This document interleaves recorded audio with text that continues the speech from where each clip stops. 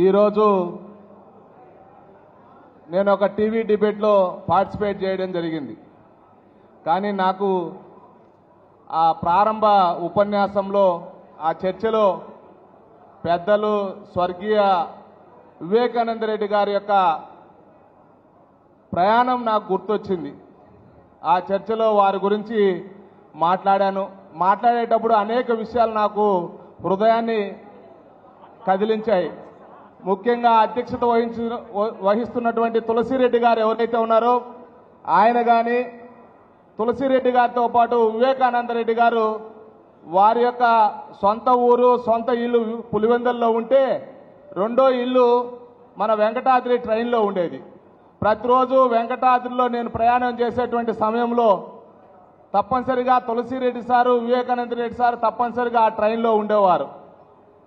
నాకు అనిపించేది వీరిద్దరి తరువాత ఈ నెక్స్ట్ జనరేషన్కి సంబంధించి ఎక్కువ ప్రయాణం చేసేటువంటి వ్యక్తిగా నేనేనేమో అని మనసులో అనుకునేవాడిని.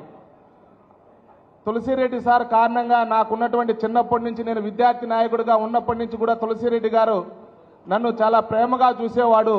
అదే ప్రేమతోటి వివేకానంద రెడ్డి గారిని కూడా వెంకటాద్రి ట్రైన్లో నాకు పరిచయం చేసిన తర్వాత ఎప్పుడు ఆ వెంకటాద్రిలో కలిసిన ఎంతో ఆప్యాయంగా రాజకీయాలకు అతీతంగా మన జిల్లా వాడు నెక్స్ట్ జనరేషన్కి సంబంధించినటువంటి వ్యక్తులు సిద్ధాంత రాజకీయాలతో ముందుకు పోతున్నటువంటి మీలాంటి వాళ్ళందరినీ కూడా పార్టీలకు అతీతంగా మేము ప్రోత్సహించాలి తమ్ముడు అని చెప్పి ఎప్పుడు ఆయన అన్నటువంటి మాటలు ఏవైతే ఉన్నాయో అవి నా హృదయాన్ని ఈరోజు కదిలించాయి.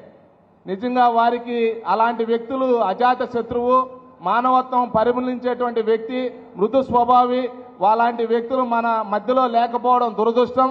అలాంటి వ్యక్తి మన జిల్లాలో పుట్టడం మన అందరి యొక్క అదృష్టం.